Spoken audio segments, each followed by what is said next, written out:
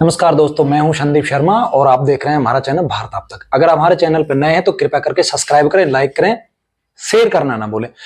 महाराष्ट्र में हमने पहले भी एक वीडियो बनाया था। महाराष्ट्र और झारखंड के विधानसभा चुनाव जो है वो खत्म हो गए, रिजल्ट आ गया 23 तारीख को। रिजल्ट में विशेष रूप से पूरे देश में जो माहौल है वो कहीं ना कहीं महाराष्ट्र के चुनावों की बात हो रही है और राजनीतिक भूचाल अगर आएगा तो उसमें कोई अतिशयोक्ति नहीं होगी। हम बात कर रहे हैं राजनीतिक जिसको बोलते हैं ना भूचाल, उसकी बात कर रहे हैं। क्योंकि अभी जो आपको लग रहा है कि सिर्फ विधानसभा का चुनाव है, लेकिन आने वाले समय में इसका इंपैक्ट क्या होगा और बहुत जल्दी इसका रिजल्ट आपको देखने को मिलेगा।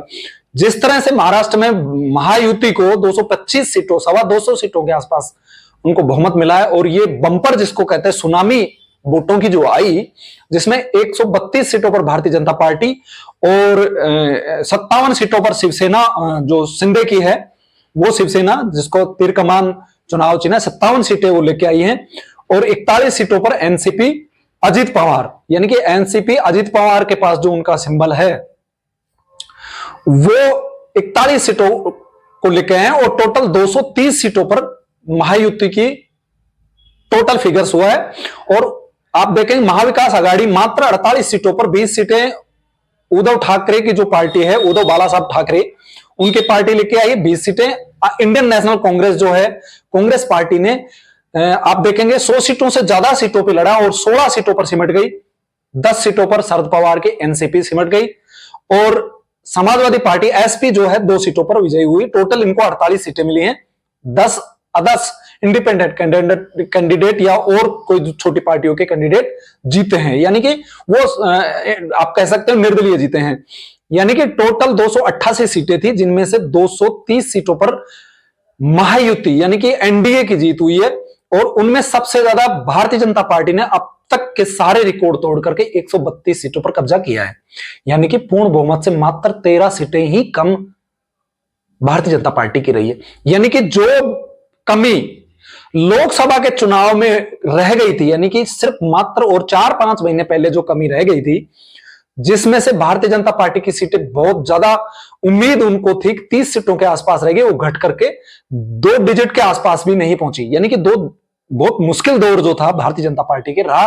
और एक समय ऐसा भी आया, देवेंद्र फडणवीस जो थे वो रिजाइन करना चाह रहे थे अपने जिसको बोलते हैं डिप्टी सीएम पद से, और पूरी जिम्मेदारी वो लेना चाह रहे थे कि ये सारी की सारी जिम्मेदारी मेरी है, क्योंकि मेरे नेतृत्व में बीजेपी ने चुनाव लड़ा और कहीं ना कहीं मैं इसके लिए अपनी जिम्मेदारी लेता हूं। और वो उसके लिए रिजाइन कर लिए तैयार हो गए। लेकिन आला जो नेतृत्व था भारतीय जनता पार्टी का, उन्होंने कहा आप शांति रखिए, अभी विधानसभा का चुनाव है, विधानसभा चुनाव आप लड़े, अच्छे से तैयारी करें और कुछ ना कुछ जो वोटें जिस तरह से परसेंटेज बढ़ा महाराष्ट्र में, उनके 2-3 चीजें हैं उन पर हम आपको फोकस कराएंगे। जैसे 5% के आसपास वोट प्रतिशत बढ़ गया। वो कारण क्या रहा? इसमें महिला वोटर्स की संख्या ज्यादा थी, यानी कि जो वोट परसेंटेज जो था वो महिलाओं का बढ़ा है, जिसमें माना जा रहा है कि लाडकी बहना जो स्कीम जो थी, या अपनी भाषा में कहें कि लाडली बहना जो स्कीम थी, जो पहले मध्य प्रदेश में शिवराज सिंह चौहान ने आजमाया, जिसमें बंपर जीत उनको मिली। और अब के इस चुनाव में, महाराष्ट्र के चुनाव में, शिवसेना का जो सीएम था, यूं कहें कि एकनाथ शिंदे महाराष्ट्र के जो सीएम थे, उन्होंने भी यही एक फॉर्मूला अपनाया, बड़की बहना के नाम से या लाडकी बहना के नाम से उन्होंने एक स्कीम लॉन्च की। और वो स्कीम इतनी बंपर लाई कि भारतीय जनता पार्टी को 132 सीट और शिवसेना जो सबसे कमजोर मानी जा रही थी वो 57 सीटें लेकर के दूसरे नंबर की पार्टी बनी। और एनसीपी के जो आप देखेंगे अजित पवार, जिनको ये लग रहा था कि शरद पवार कहीं ना कहीं वापस उनको डैमेज पहुंचाएंगे और वो सबसे कमजोर कड़ी एनडीए की साबित होंगे, अजित पवार उन सब चीजों को नकारते हुए जनता ने एनडीए को 230 सीटों का अभूतपूर्व बहुमत उनको दिया। इससे पहले कभी इतनी सीटें नहीं आई। यानी कि सारा विपक्ष जो है वो सिमट गया और कहीं ना कहीं कहें अब आपको तो नेता विपक्ष के रूप में भी वो अपना अधिकार खो चुके हैं, क्योंकि किसी के पास आपको पता है 10% सीटें चाहिए। लोग 10-15% जो भी उनका कोटा होता है वो सीटें चाहिए। लेकिन अभी आप देखोगे कि शिवसेना उद्धव ठाकरे की 20 सीटें हैं, कांग्रेस की 16 सीटें हैं और एनसीपी शरद पवार की 10 सीटें हैं। अब बताइए इनमें से कैसे वो 10% सीट भी नहीं ले पाए, यानी कि 10% होती है 288 की, 29 सीटें के आसपास, यानी 29 सीट वो ले नहीं पाई कोई भी पार्टी।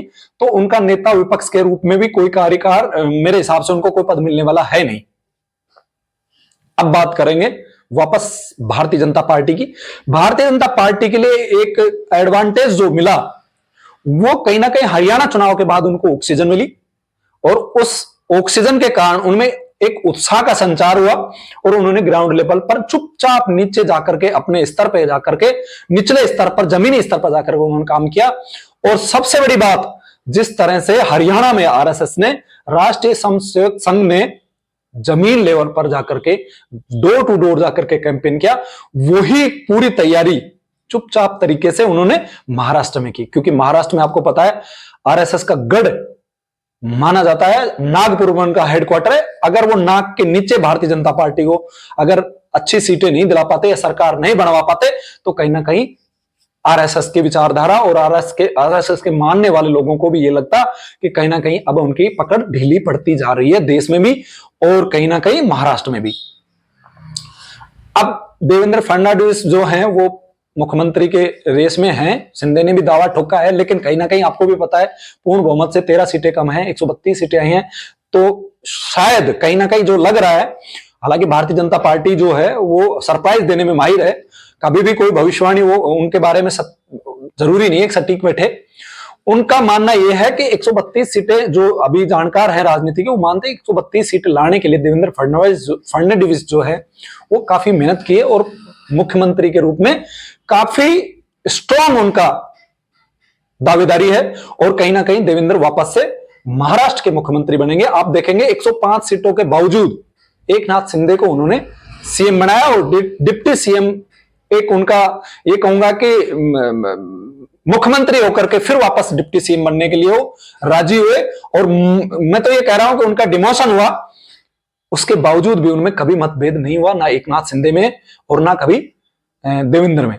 अब आप बात करेंगे देवेंद्र फडणवीस अगर शपथ लेते हैं सीएम की तो फिर एकनाथ शिंदे का क्या होगा? एकनाथ शिंदे दिल्ली जा सकते हैं, डिप्टी सीएम तो मुझे नहीं लग रहा कि उनको बनाया जाएगा या वो बनेंगे। हो सकता है उनकी पार्टी से एक डिप्टी सीएम बने और एक अजीत पवार डिप्टी सीएम दोबारा से बने। एकनाथ शिंदे को दिल्ली में सेंटर में मंत्री पद दिया जा सकता है और उनको दिल्ली जाना भी चाहिए, क्योंकि अब महाराष्ट्र में अगर वो रुकेंगे तो डिप्टी सीएम तो बनेंगे नहीं। तो फिर, क्योंकि हर कोई देवेंद्र थोड़ी होता है, जिसका बेचारा ही कहूंगा मैं कि मुख्यमंत्री की शपथ लेने के बाद में उसको वापस रिजाइन करना पड़ा 2, 4, 5, 10 घंटे में ही, और उसके बाद वो डिप्टी सीएम के लिए जाकर के शपथ लेते हैं। ये उनके लिए एक अपमान का घूंट पी करके वो रह गए और 2.5 साल तक चुपचाप रहे। और उन्होंने 1 दिसंबर 2022 को जो विधानसभा में एक शेर पढ़ा था कि मेरा पानी कम देख करके मेरे किनारे पर घर मत बसा लेना, मैं समुंदर हूं लौट कर जरूर आऊंगा। और उन्होंने उसी तरह से एक फाइटर की तरह से वापसी की और 132 सीट भारतीय जनता पार्टी की झोली में डाली और जनता का धन्यवाद किया कि उन्होंने मेरी लाज रख ली। और उन्होंने फिर कहा कि मैं तो मुझे सब कुछ पता था कि मुझे मुख्यमंत्री, उस समय 2022 की बात है, जून की, नवंबर की, मुझे मुख्यमंत्री नहीं बनाया जाएगा और एकनाथ शिंदे को मुख्यमंत्री बनाया जाएगा, लेकिन मुझे यह नहीं पता था कि मुझे डिप्टी सीएम की शपथ लेनी है। मैं पहले बोल दिया था कि मैं सरकार में शामिल नहीं रहूंगा, लेकिन उसके बावजूद मुझे डिप्टी सीएम बनाया गया और मैंने शिंदे साहब के साथ अच्छे से काम किया। अब इसका इंपैक्ट क्या होगा? इंपैक्ट यह होगा कि आने वाले समय में जो जनता ने उनको सांसद बना करके दिए थे, उद्धव ठाकरे को और शरद पवार को, उनकी आप एक बार बता दूं, उद्धव ठाकरे को 9 सांसद मिले थे, शरद पवार को 8 मिले थे। टोटल 17 सांसद जो उनको बना करके दिए थे, उनके अस्तित्व पर अब खतरा नजर आ रहा है। संभावनाएं में, जो राजनीतिक गलियारों में जो चर्चाएं चल रही हैं, वो लग रहा है कि नरेंद्र मोदी 241 सीटों पर पहुंच गए। 240 से एक महाराष्ट्र की जो सीट थी नांदेड़ की, उसमें बीजेपी ने संदूकराव हंबाड़े जीते हैं और रवि चौहान जो कांग्रेस के हैं वो हार गए हैं। यानी कि एक सीट कांग्रेस की कम हो गई है और भारतीय जनता पार्टी की एक सीट बढ़ गई है, यानी कि 41 सीटों पर भारतीय जनता पार्टी पहुंच गई, लेकिन कांग्रेस की शतक अभी नहीं लगा है, 100 सीटों पर नहीं पहुंचा है, 99 पे है। एक सीट उन्होंने, जो मैं ये कहूंगा कि 2 सीटों पर उपचुनाव हुए थे, दोनों की दोनों सीटें कांग्रेस की थी। एक सीट पर भारतीय जनता पार्टी ने जीत दर्ज की और एक सीट पर जो राहुल गांधी के टाइम में थी, वो सीट पर आप देखेंगे आपकी प्रियंका गांधी जीत कर आई है। अब जो है 9 विधायक उद्धव ठाकरे के जो हैं, ऐसा सुनने में आ रहा है। और एक डिबेट में आप देखेंगे आशुतोष जी जो हैं, उन्होंने तो स्पष्ट रूप से कह दिया कि अब उद्धव ठाकरे और शरद पवार के लिए जो सांसद हैं उनको बचाना मुश्किल होगा, और उसके साथ साथ जो एमएलए हैं, शिवसेना शरद पवार के 10 एमएलए हैं और आप देखोगे कि उद्धव ठाकरे के 20 एमएलए हैं, उनको संभाल के रखना बहुत मुश्किल होगा। ये वरिष्ठ पत्रकार आशुतोष जी, आप देखेंगे आम आदमी पार्टी के नेता रहे हैं और चांदनी चौक से वो विधायक का चुनाव भी लड़ चुके हैं, एक प्रत्याशी के रूप में भी रहे हैं आम आदमी पार्टी का, लेकिन वापस वो आ गए हैं पत्रकारिता में और वरिष्ठ पत्रकार है। उन्होंने कहा, एक बयान दिया कि शरद पवार उद्धव ठाकरे के लिए अपने सांसदों को इकट्ठा रखना बहुत बड़ी चुनौती है।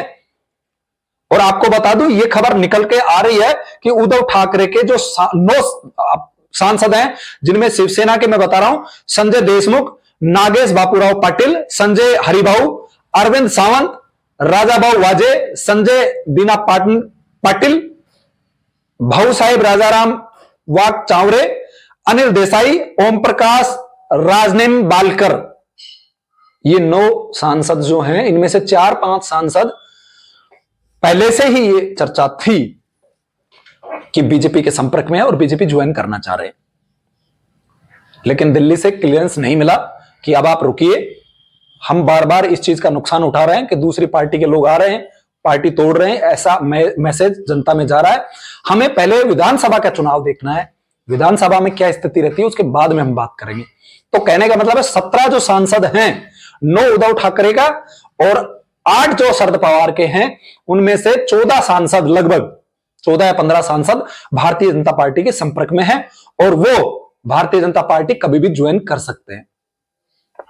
संख्या बढ़कर के होगी 255 भारतीय जनता पार्टी की, अगर ये ज्वाइन करते हैं तो 255। और मैं ये कह रहा हूं कि कुछ जो इंडिपेंडेंट सांसद थे वो भी धीरे धीरे बीजेपी की तरफ शिफ्ट हो रहे हैं, यानी कि पूर्ण बहुमत की तरफ भारतीय जनता पार्टी और नरेंद्र मोदी की केंद्र में सरकार पूर्ण बहुमत की 272 के आंकड़े के आसपास पहुंच रही है। अगर शरद पवार और उद्धव ठाकरे के 14 सांसद भारतीय जनता पार्टी में जाकर के ज्वाइन करते हैं, जो कि दल बदल कानून से बाहर होंगे, क्योंकि उनके टोटल सांसद ही 9 हैं, 9 में से अगर 2 तिहाई यानी कि लगभग 6 सांसद जाते हैं तो उन पर दल बदल का कानून लागू नहीं होता है, वो तो पार्टी पूरी शिफ्ट हो गई। यही शरद पवार एनसीपी का लागू होते हैं। इस तरह से 14-15 सांसद जो हैं वो लग रहा है कि भारतीय जनता पार्टी में ज्वाइन करने वाले हैं और उनके सदस्यता लेने वाले हैं, और उसके बाद में शरद पवार और उद्धव ठाकरे दोनों के दोनों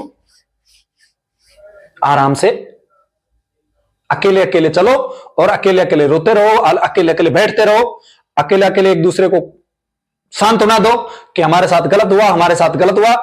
और संजय रावत जो बार बार कह रहे थे कि शिवसेना का मुख्यमंत्री होना चाहिए, शिवसेना का मुख्यमंत्री होना चाहिए, लेकिन अब उनके सुर बदल गए हैं। अब वो कह रहे हैं कि बीजेपी का मुख्यमंत्री होना चाहिए। शिवसेना का मुख्यमंत्री कैसे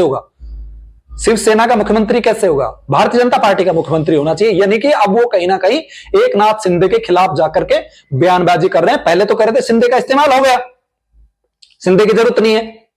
अब भारतीय जनता पार्टी देवेंद्र फडणवीस जो है वो जाकर के शपथ लेंगे और कहीं ना कहीं उनका हक बनता है। अभी घोषणा नहीं हुई है, कोई बातचीत चल रही है तीनों दलों में, चाहे वो अजीत पवार हो, बड़े नेता हैं एनसीपी के अभी, और एकनाथ शिंदे हो, चाहे देवेंद्र हो, ये तीनों मिलकर के दिल्ली जा चुके हैं।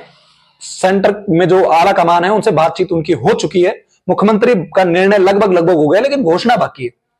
तो राजनीति में क्या फर्क पड़ा हुआ आपको समझना चाहिए कि मेरे हिसाब से देवेंद्र का पद बहुत ज्यादा बढ़ेगा। 2 राजनेता ऐसे हैं जिनका कद बढ़ता जा रहा है, एक देवेंद्र फडणवीस, दूसरा है योगी आदित्यनाथ।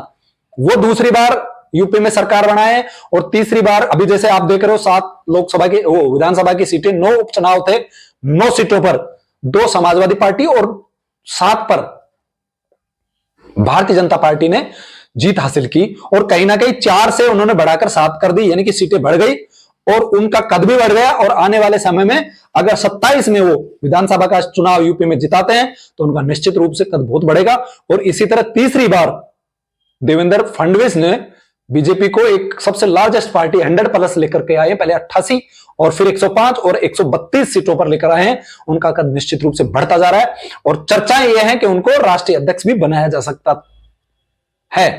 लेकिन अगर वो मुख्यमंत्री बनते हैं तो एक पद एक नेता के पॉलिसी के तहत शायद उनको मुख्यमंत्री बनना पड़ेगा, और मुख्यमंत्री नहीं बनते हैं तो निश्चित रूप से मानिए कि नागपुर से स्पष्ट रूप से आदेश आ गया है कि देवेंद्र फडणवीस जो है वो राष्ट्रीय अध्यक्ष बीजेपी के बन सकते हैं। 272 का आंकड़ा आप याद रखिए, नरेंद्र मोदी को हमने एक वीडियो में पहले भी कहा था, 272 का आंकड़ा नरेंद्र मोदी साल भर के आसपास, साल 1.5 साल में दोबारा से 272 पूर्ण बहुमत की सरकार बना लेंगे। यानी कि जो लोग ये आस लगाए बैठे थे कि चंद्रबाबू नायडू, नीतीश कुमार भारतीय जनता पार्टी को धोखा देकर करके, जो पलटू चाचा के नाम से जाने जाते हैं, बार बार तेजस्वी यादव कहते हैं कि पलटू चाचा कब पलट जाए पता नहीं, हालांकि वो बार बार ये दिखाने की कोशिश करते हैं कि भारतीय जनता पार्टी के साथ हैं और मोदी जी के बिल्कुल, मैं तो ये कहूंगा, पैर छूते नजर आते हैं नीतीश कुमार। तो अब वो कहीं नहीं जा रहे हैं, लेकिन जाएंगे भी तब तक बीजेपी अपना काम कर चुकी होगी। ऐसी जानकारी के लिए जुड़े रहे हमारे चैनल से, तब तक के लिए नमस्कार।